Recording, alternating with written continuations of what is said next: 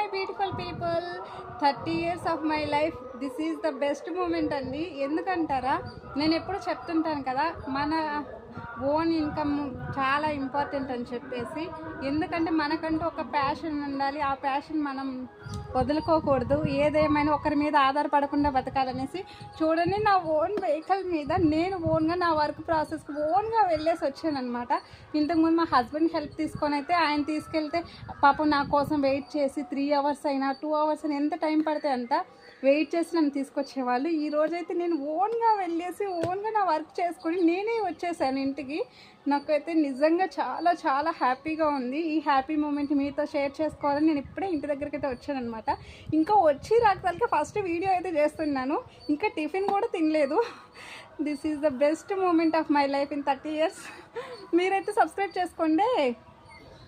Bye bye.